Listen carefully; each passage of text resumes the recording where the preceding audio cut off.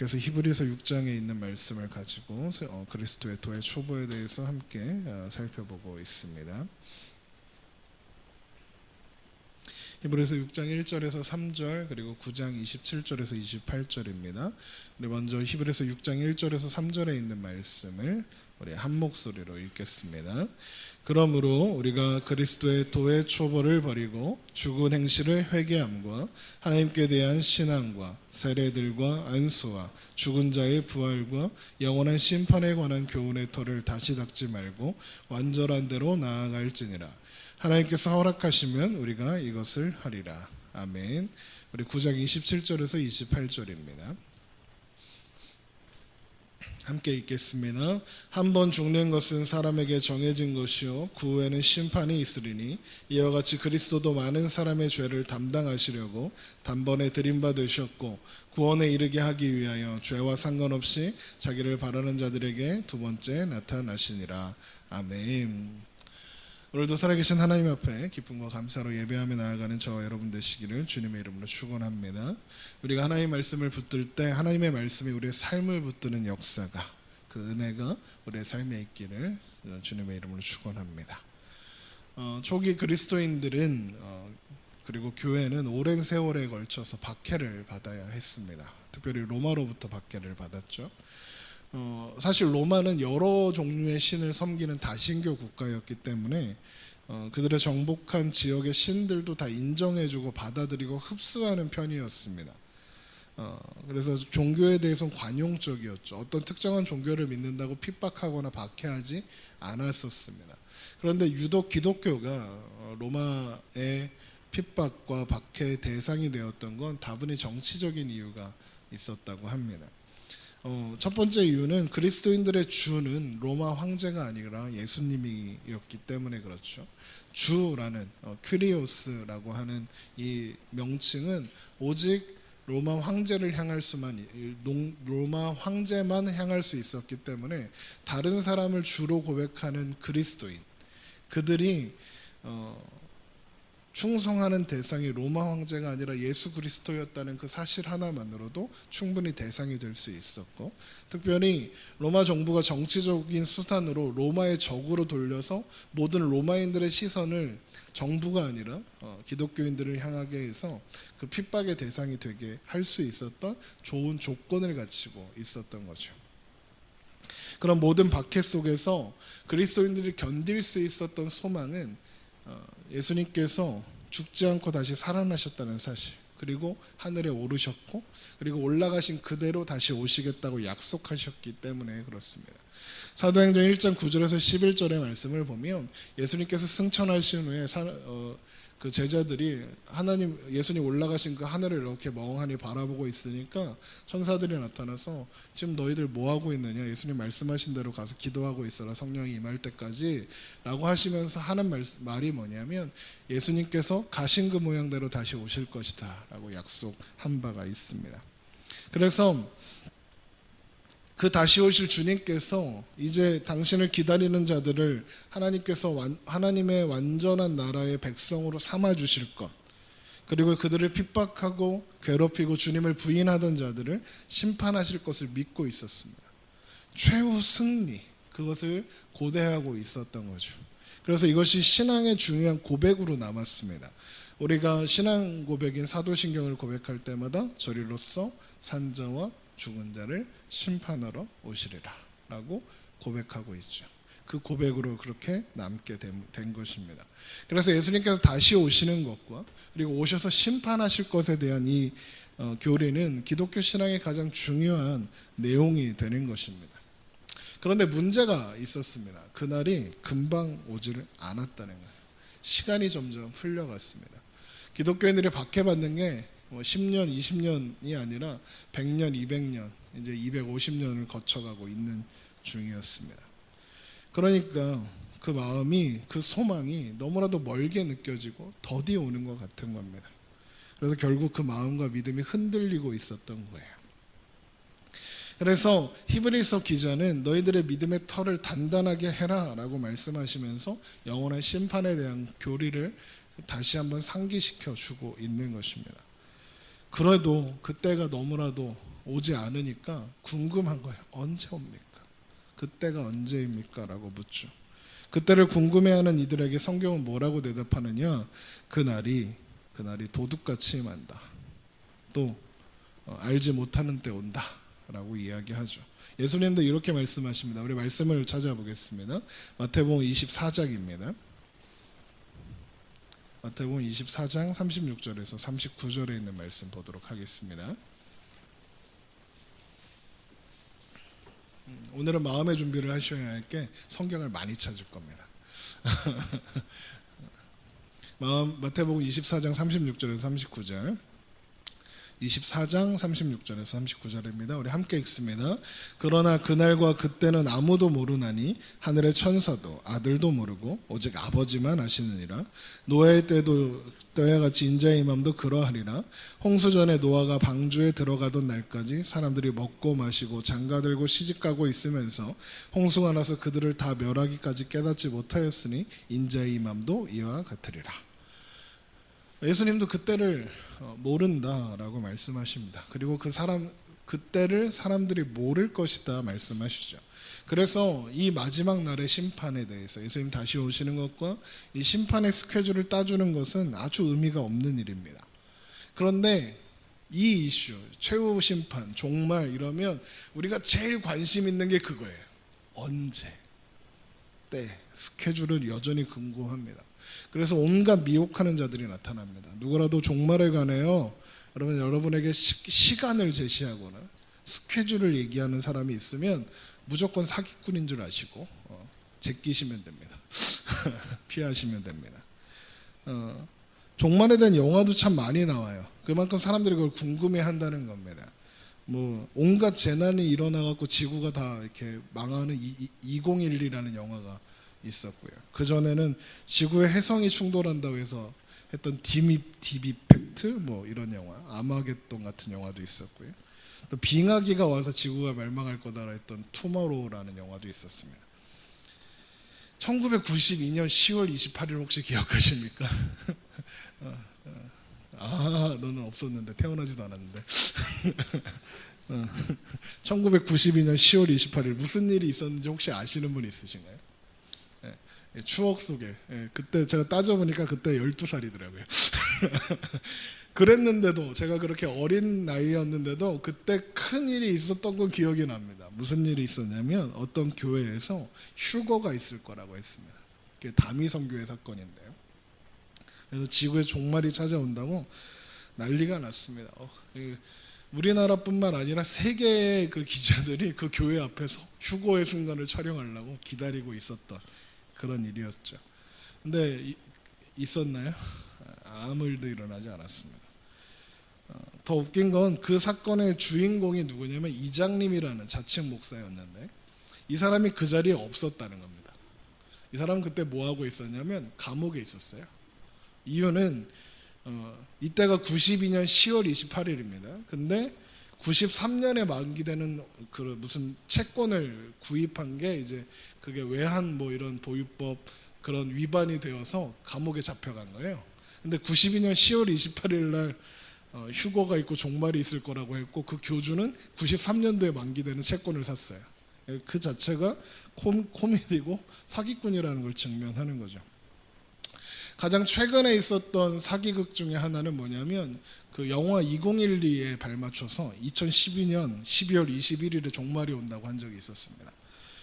이걸 이제 신천지 같은 이단이 받아서 했다가 아무 일도 일어나지 않으니까 우린 그런 거 한 적 없는 걸로 하자 하고 넘어가기도 했었습니다.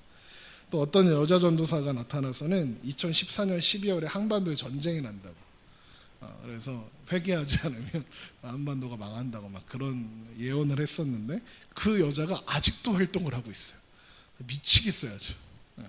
그리고 자칭 선교사 박성업이라는 사람이 있고 데이비드 차라는 사람이 있는데 혹시 이 사람들과 관련된 영상이나 책을 보시면 제발 버려주세요. 그 사람들도 그런 거 해요. 이 사람이 오죽하면요 그 마지막 때가 오게 하려고 비행기에 테러하고 막 이러는 미친놈들입니다. 사기꾼들이에요. 그러니까 정신을 똑바로 차려야 하겠습니다. 예수님께서 말씀하신 바, 또 사도들이 증언한 바 재림의 때는 아무도 모릅니다.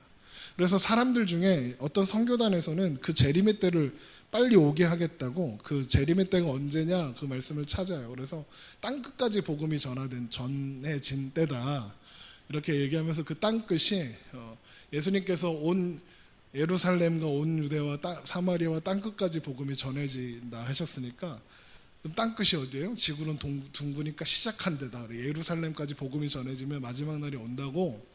그래서 예루살렘에 전도하러 가자고 백투 예루살렘이니 이런 거 합니다. 여러분, 다 이단입니다. 다 사기꾼이고요. 사기꾼들은 징조, 그래서 그날이 가까웠다 이런 말들을 쉽게 하는데요, 예수님도 모르는 걸 지들이 어떻게 합니까? 그러니까 그런 말을 하시는 때가 있으면, 그런 사람이 있으면 제발 그냥 이렇게 넘기시면 됩니다. 최근에 제가 길거리에서 전도하다가 그 베리치 전도하시는 분을 만났어요. 저는 이제 모르고, 전도하는 분들은 다 반가우니까 귀한 일 하신다고 그랬더니 베리칩이더라고요. 그분이 저한테 그러더라고요. 베리칩 받으면 안 된다. 베리칩 들어보셨어요 혹시? 신체 이식칩 뭐 이런 거거든요. 어이가 없죠. 그게 이제 짐승의 표고, 그걸 받으면 지옥 간답니다. 우선은요, 그 회사가 망했어요. 베리칩 회사가 망해가지고요. 그 기술은 남아 있는데 베리칩 회사가 망했어요. 부도났거든요. 베리칩은 더 이상 생산되지가 않습니다. 근데 그걸 받으면 뭐 짐승의 표를 받는 거고 막 이렇게 하고 있습니다. 그래서 제가 그랬죠. 성경에 어디 666에 베리칩이라 하더라. 그랬더니 저한테 뭐라는 줄 아십니까? 사탄이랍니다. 목사가 베리칩을 모르니 사탄이랍니다.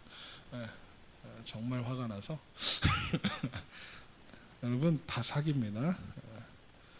화가 나. 갑자기 지금 설교하다가 화가 나가지고 여러분, 그때는 징조를 통해서 알 수 있는 건 아닙니다. 오히려 그때는 종말일 것 같은 분위기가 전혀 아닐 겁니다. 지금 예수님께서 말씀하셨잖아요. 노아의 때와 같이 인자의 임함도 그러하리라. 홍수전에 노아의 방주에 들어가던 날까지 사람들이 먹고 마시고 장가들고 시집가고 있었대잖아요. 이게 무슨 말이냐면, 여전히 세상이 천년만년 갈 것 같고 세상이 끝날 것 같은 조짐이 보이지 않던 그때, 평화로운 그때 갑자기 오시는 거예요. 예수님의 오심은 갑자기 오는 거지, 무슨 징조가 어떻고 뭐 막 그러는 거 아니라는 겁니다. 목사님, 성경에 보면 뭐 적그리스도가 나타나고 난리와 난리의 소문이 나고 천재지변이 일어나고 신자들이 환난을 당하고 이런 징조가 있을 거라고 했는데요 라고 말씀하시면 정말 답답해요. 왜냐하면 그건 시간을 가리키는 징조가 아니라 이 세상의 불완전함을 나타내는 징조이거든요. 그러니까 마지막이 올 수밖에 없다는 걸 보여주는 징조들이에요. 그래서 역사 속에서 전쟁이 없었던 때가 있습니까? 지금 오늘날, 지금 오늘 이 순간은 전쟁이 없나요? 전쟁하고 있죠. 세계 각국에서. 또 천재지변이 끊인 적이 있나요? 끊이지 않고 일어나고 있었죠. 적그리스도 짓을 하는 인간들이 역사 속에서 수도 없이 일어났습니다. 그걸 통해서 우리가 뭘 볼 수 있느냐면, 이 세상은 무너질 수밖에 없고 영원한 나라, 하나님 나라가 와야만 한다는 걸 보여주는 징조인 거예요. 그러니까 쉬운 예로 이런 거예요. 여러분, 집에 사는데 집이 하루에 한 3번쯤 흔들려요. 막 흔들려갖고 그릇도 막 떨어지고 장롱도 막 자빠지고 그래요. 좀 있으면 또 괜찮고 또 막 흔들려. 그러면 그 집에서 사시겠습니까? 안 살죠. 당장 어떻게든지 이 집에서 벗어날 방법을 고민하지 않겠습니까? 결국 무너져 버릴지도 모르는 그런 집에서 어떻게 살겠어요? 당장 떠날 방법을 찾는 겁니다. 그게 성경에서 말하는 말세의 징조들이라는 거예요. 너희들 이 세상이 전부가 아니야. 이 세상은 불완전한 곳이야. 이 세상은 흔들리는 곳이야 라는 것을 알려주는 거죠. 세상은 흔들려요. 지진 나서 흔들리는 것뿐만 아니라 그 세상의 자체가 흔들리고 있어요. 홍수가 나고 기근이 있고 병이 있고요. 사람들끼리 서로가 서로를 위하는 법이 없습니다. 눈 감으면 코 베어간다 그러잖아요. 요즘에 눈 감고 있어도 눈도 뽑아가는 세상입니다. 믿을 사람 하나 없는 게 세상입니다.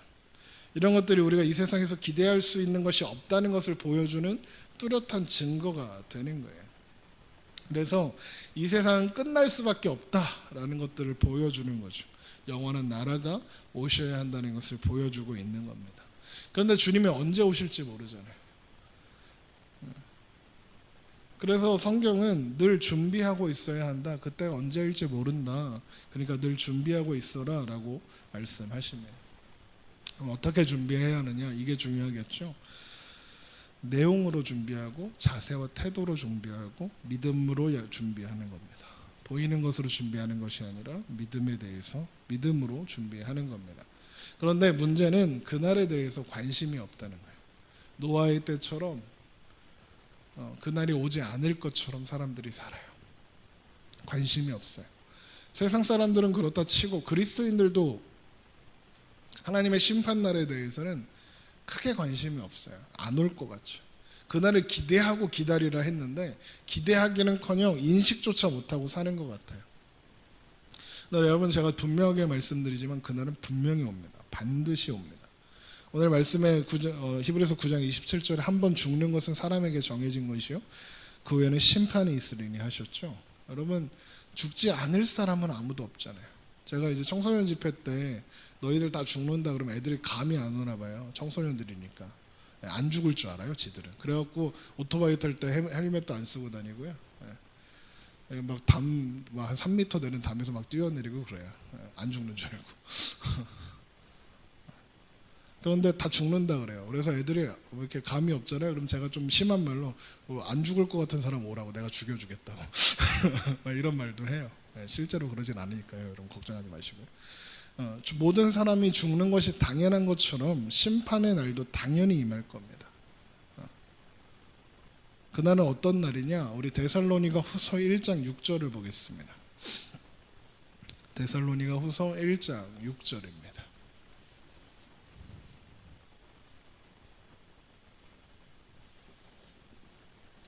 데살로니가 후서 1장 6절에서 9절에 있는 말씀 한번 보도록 할게요. 데살로니가 후서 1장 6절에서 9절입니다. 함께 읽죠. 너희로 환난을 받게 하는 자들에게는 환난으로 갚으시고 환난을 받는 너희에게는 우리와 함께 안식으로 갚으시는 것이 하나님의 공의이시니 주 예수께서 자기의 능력의 천사들과 함께 하늘로부터 불꽃 가운데 나타나실 때에 하나님을 모르는 자들과 우리 주 예수의 복음에 복종하지 않는 자들에게 형벌을 내리시니 이런 자들은 주의 얼굴과 그의 힘의 영광을 떠나 영원한 멸망의 형벌을 받으리로다. 여기 보면 하나님을 알지 못하고 예수님의 십자가를 붙들지 못한 이들에게 반드시 심판이 있고 형벌, 영원한 멸망의 형벌을 받을 거라고 말씀하고 계시죠. 그 심판대 앞에는 모든 사람들이 서게 될 겁니다. 그 심판대는 산자와 죽은 자 모두가 다 서는 것들이에요. 우리가 사도신경에서도 고백하잖아요. 저희로서 산자와 죽은 자를 심판하러 오시리라. 그래서 그 심판대 앞에 서려면 죽은 사람들이 어떻게 해야 돼요? 부활해야 돼요. 다시 살아나야 돼요. 그래서 죽은 자의 부활이 영원한 심판 앞에 있는 겁니다. 우리 고린도전서 15장 51절 한번 보세요. 제가 미리 경고 드렸죠. 오늘 말씀 많이 찾을 거라고. 고린도전서 15장 51절.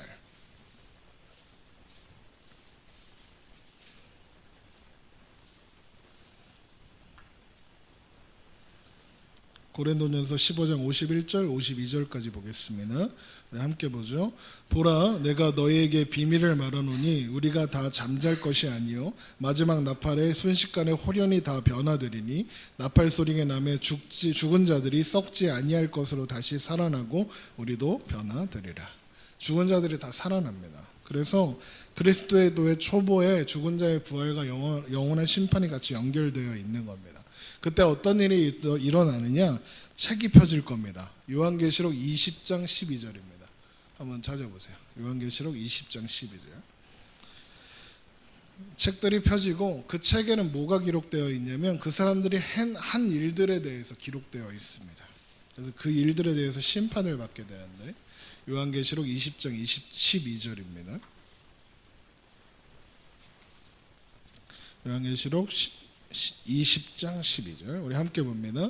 또 내가 보니 죽은 자들이 큰 자나 작은 자나 그 보좌 앞에 서 있는데 책들이 펴 있고 또 다른 책들이 펴졌으니 곧 생명책이라 죽은 자들이 자기 행위를 따라 책들에 기록된 대로 심판을 받으리니. 지금 책이 두 권 펴져 있죠.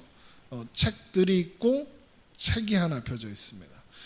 한 권 책 펴져 있는 건 생명책이고요. 책들은 죽은 자들의 행위를 기록한 책이랍니다.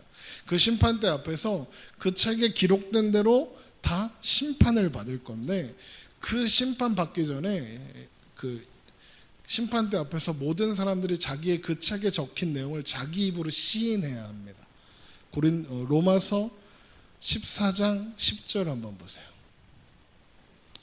모든 사람들이 비밀로 간직했던 모든 죄와 그런 비밀들과 허물들이 다 드러나게 될 것입니다. 로마서 14장 10절입니다. 로마서 14장 10절 12절까지 봅니다. 내가 어찌하여 내 형제를 비판하느냐, 어찌하여 내 형제를 업신여기느냐, 우리가 다 하나님의 심판대 앞에 서리다. 기록되었을 때 주께서 이르시되 내가 살았노니 모든 무릎이 내게 꿇을 것이요 모든 혀가 하나님께 자백하리라 하였느니라. 이러므로 우리가 각 사람이 자기 일을 하나님께 직고하리라. 직고한다는 말이 직접 고한다 이런 뜻입니다. 여러분, 그래서 이 심판대는 두렵고 무서운 자리입니다. 그리고 그 심판대의 결국은 무조건 벌입니다. 영벌, 영원한 벌입니다. 우리 요한계시록으로 다시 슝 돌아오셔서 요한계시록 20장 13절입니다. 요한계시록 20장 13절.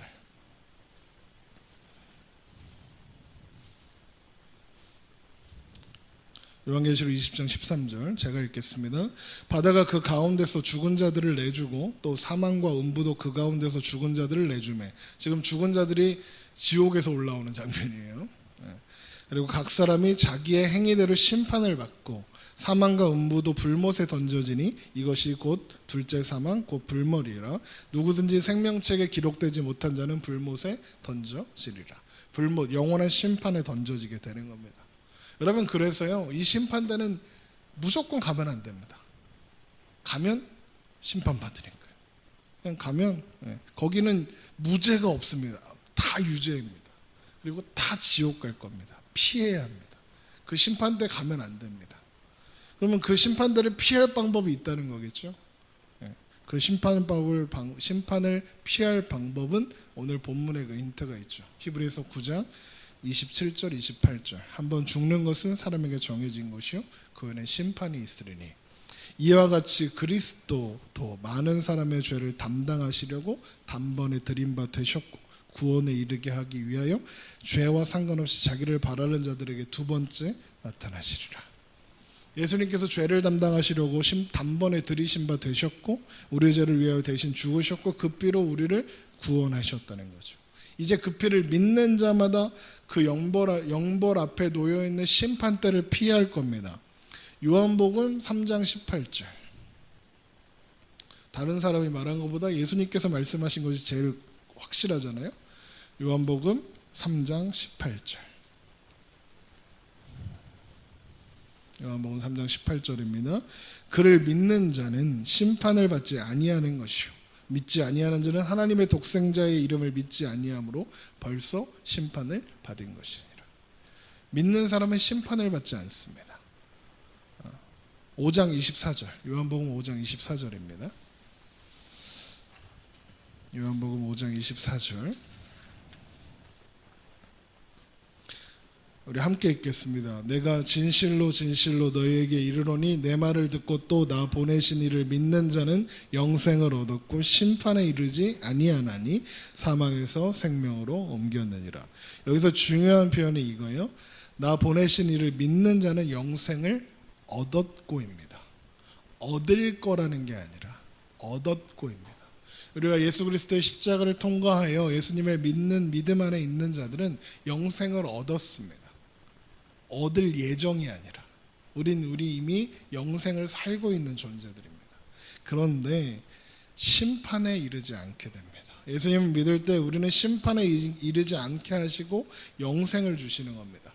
그게 바로 요한계시록에 있었던 생명책의 이름이 기록되는 거예요. 그래서 마지막 때 다시 살아나는 부활부터 믿는 자와 믿지 않는 자의 부활은 아예 애초에 다릅니다. 요한복음 5장 28절을 보세요. 지금 펴놓고 계십니다. 요한복음 5장 28절. 이를 놀랍게 여기지 말라. 무덤 속에 있는 자가 다 그의 음성을 들을 때가 오나니 선한 일을 행한 자는 생명의 부활로, 악한 일을 행한 자는 심판의 부활로 나오리라. 생명의 부활이 있고 심판의 부활이 있다는 거예요. 생명의 부활은 구원받으려고 받는 구원, 하나님 나라 들어가려고 받는 부활이고, 심판의 부활은 심판받아서 지옥에 떨어지려고 하는 부활입니다. 그러면 선악의 기준이 뭘까요? 여기서 선악의 기준은 하나님 뜻대로 하는 게 선이고요, 하나님 뜻대로 하지 않는 게 악이에요. 그럼 하나님의 뜻은 뭘까요? 요한복음 6장 40절. 제가 오늘 성경을 많이 찾는 거는요, 이 마지막 때에서 말할 때 자기 생각을 말하면 이단이 되기 쉬워요. 그래서 성경에 있는 얘기를 가지고 해야 되기 때문에 그렇습니다. 요한복음 6장 40절 함께 읽습니다. 시작. 내 아버지의 뜻은, 하나님의 뜻이죠. 시작. 아들을 보고 믿는 자마다 영생을 얻는 이것이니 마지막 날에 내가 이를 다시 살리리라. 아멘. 하나님의 뜻이 뭡니까? 아들을 보고 믿는 자마다 영생을 얻는 거예요. 이게 하나님 뜻입니다. 그러니까 믿는 거예요. 하나님 뜻이요. 믿지 않는 자들에게 심판은 그래서 두려운 날입니다. 왜요? 무조건 심판이 있을 거냐고요. 사람들은요, 그래서 외면하고 사는지도 몰라요. 다 심판받을 거니까. 그러나 믿는 자들에게는 그날은 두려운 날이 아니라 기쁨과 위로의 날이 됩니다. 마침내 최후 승리가 얻어지는 것이고 원수들이 망하는 꼴을 보게 될 겁니다. 그동안의 수고와 고통의 열매를 받고 영원한 위로를 받게 될 테니까요. 요한계시록 21장 4절을 한번 찾아보세요.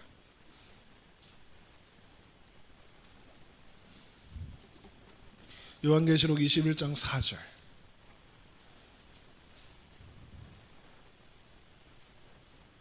우리 함께 읽습니다. 요한계시록 21장 4절 시작.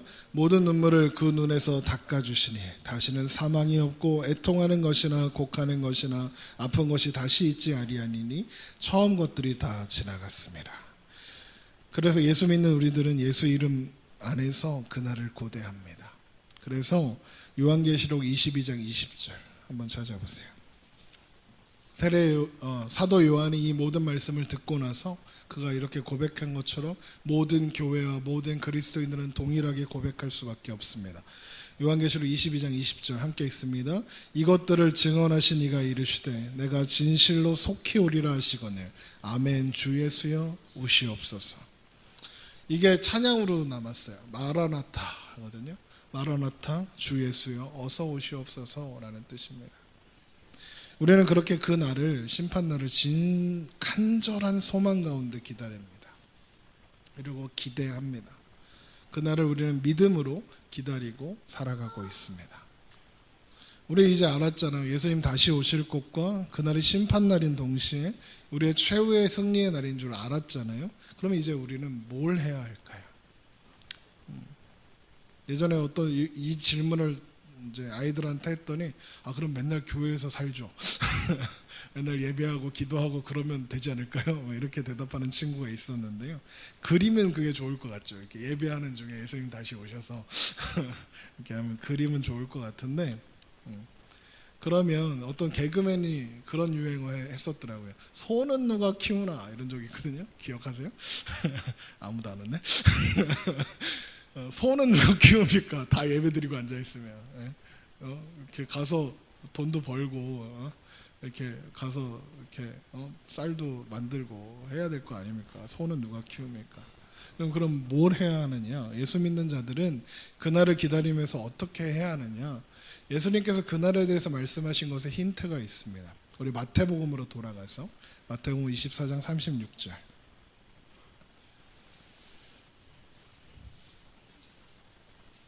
마태복음 24장 36절입니다.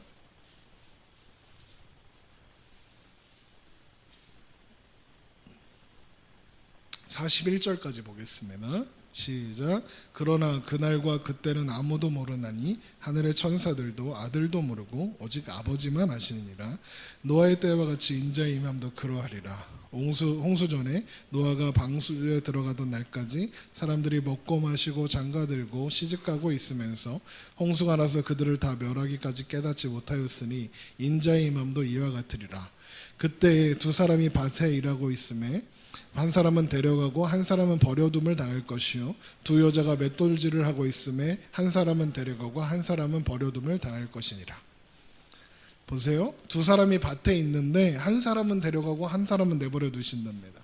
두 여자가 맷돌질을 하고 있는데 한 사람은 데려가고 한 사람은 버려졌습니다. 데려가신 사람이나 버려진 사람이나 둘 다 뭐 하고 있었죠? 밭에 있었고 맷돌질을 하고 있었습니다. 이걸 요즘 말로 하면 일상을 산다라고 표현할 수 있습니다. 그냥 일상을 사는 겁니다. 제가 좋아하는 표현으로는 그냥 오늘을 사는 겁니다. 그냥 오늘을 살아가면 됩니다. 그런데 그 두 사람의 차이가 뭘까요? 데려감을 입은 사람과 내버려둔 사람. 똑같이 일상을 살아갔는데, 똑같이 오늘을 살아갔는데 뭐가 다르기에 하나는 데려가시고 하나는 그대로 내버려 두셨을까요? 그 두 사람의 차이는 딱 하나입니다. 하나님께서 그 사람을 선택하신 거예요.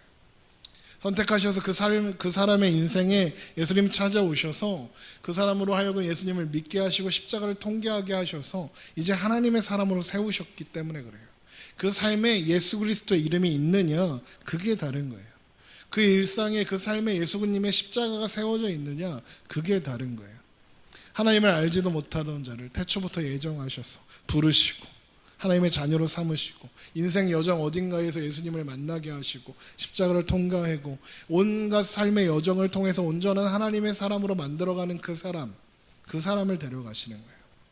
그래서 성도가 마지막 때 그 심판을 기대하고 고대하며 기다리는 모습은요, 오늘을 사는 겁니다. 주어진 오늘을 그냥 살면 됩니다. 우리에게 살아가는 그 오늘을 우리가 살아가면 됩니다. 그 오늘을 예수 이름을 붙잡고 살아가는 겁니다. 예수 이름을 붙잡고 그저 오늘을 살아서 그 오늘들을 예수 그리스도로 채우면 됩니다. 예수님께서 나에게 베풀어 주신 은혜와 사랑으로 살아가는 겁니다.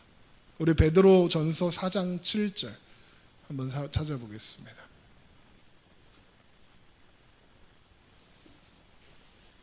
베드로전서 4장 7절입니다. 베드로전서 4장 7절. 마지막 때 베드로 사도가 이렇게 하라 말씀합니다. 베드로전서 4장 7절부터 10절까지 보겠습니다. 우리 함께 읽죠. 만물의 마지막이 가까이 왔으니 그러므로 너희는 정신을 차리고 근신하여 기도하라. 무엇보다도 뜨겁게 서로 사랑할지니 사랑은 허다한 죄를 덮느니라. 서로 대접하기를 원망 없이 하고 각각 은사를 받은 대로 하나님의 여러 가지 은혜를 맡은 선한 청지기 같이 서로 봉사하라. 베드로가 이야기하는 마지막을 준비하는 모습이 뭐냐? 사랑하고 은혜 맡은 청지기 같이 서로 봉사하라 이겁니다. 이게 무슨 말이냐? 우리에게 주어지는 오늘들을 나만 위해서 살지 말라는 겁니다. 내 배만 불리고 내 만족만을 위해서 살지 말라는 겁니다. 여러분 그 말 아시죠? 내일 종말이 와도 나는 사과나무 한 그루를 심겠다. 이게 철학자 스피노자가 한 말로 보통 알고 있는데 실제로는 마틴 루터가 한 말이래요. 종교개혁자에. 마틴 루터는 왜 이 말을 했을까요? 그렇게 생각해 봤어요. 사과나무를 지금 심으면 그 사과가 자라서 열매 맺기까지 얼마나 시간이 걸리나요? 꽤 오랜 시간이 걸릴 거 아니에요. 그러면 그 사과나무가 나를 위해 심는 건가요? 나중에 그 열매를 먹을 사람들을 위해서 심는 거잖아요. 그거인 것 같아요. 내가 덕보려고 하는 일이 아니라 다른 사람을 위해서 하는 일인 거예요. 그래서 우리는 내일이 그 마지막 날이 예수님 다시 오시는 날이라 해도 오늘을 그렇게 살아가는 거예요. 사랑하면서. 그 삶은 사랑하고 봉사하는 삶이에요. 그게 신앙이고 그게 그리스도의 도고 은혜 맡은 청지기의 모습입니다. 청지기는 일꾼이고 종이에요. 시키는 일을 하는 거거든요. 그 시키는 일이 뭘까요? 사랑하고 서로 봉사하는 거예요. 마태복음 25장에 양과 염소를 분리하는 말씀이 써져 있어요. 그러면서 한쪽에 있는 사람들한테 그 오른편에 있는 사람들한테 그래요. 너희들 천국 갈 거야. 왜요? 저희가 뭘 잘했게요? 너 내가 줄일 때 먹을 거 줬고, 내가 목마를 때 마시게 했고, 내가 나그네냈을 때 영접했고, 내가 감옥에 있을 때 데려와서 봤고, 병들었을 때 돌봐줬어, 내가. 그랬더니 그 사람들이 물어요. 제가 언제요? 저는 그런 적이 없는데요. 그랬더니 예수님 하신 말씀이 뭡니까? 너희가 내 형제 중에 지극히 작은 자 하나에게 한 것이 곧 내게 한 것이니라 하였죠. 왼편에 있는 사람들한테 예수님 똑같이 말씀해요. 너희는 내가 뭐 배고플 때 밥 안 줬고, 목마를 때 물 안 줬고, 나그네 되었을 때 외면했고, 이렇게 말씀하니까 그 사람들이 그래요. 제가 언제요? 전 그런 적 없는데요. 지극히 작은 자 하나에게 하지 않은 것이 나한테 안 한 거야. 똑같이 말씀하시는 거예요.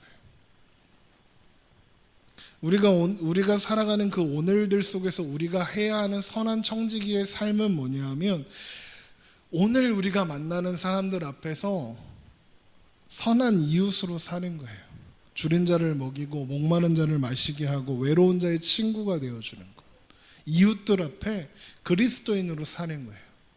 그렇게 오늘을 사는 겁니다. 그것이 이제 찾아올 영원한 심판을 아는 자들이 그 오늘들을 살아가는 삶의 방식이고, 모습이고, 태도이고, 믿음으로 살아가는 거예요. 그래서 작은 자 하나를 섬기고 사랑하는 것이 주님을 사랑하는 거라고 예수님께서 말씀하시는 거예요. 그래서 그들의 결국은 어떻게 되는지 마태복음 25장 46절입니다. 제가 아까 설명해드렸던 그 말씀의 마지막이 이래요. 마태복음 25장 46절.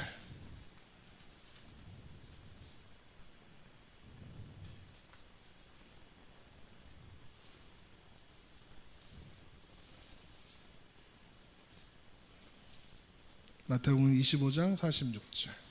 우리 함께 읽겠습니다. 그들은 영벌에, 의인들은 영생에 들어가리라. 예수님께서 말씀하시는 거예요. 그렇게 우리는 하나님께서 주신 오늘들을 살아갑니다.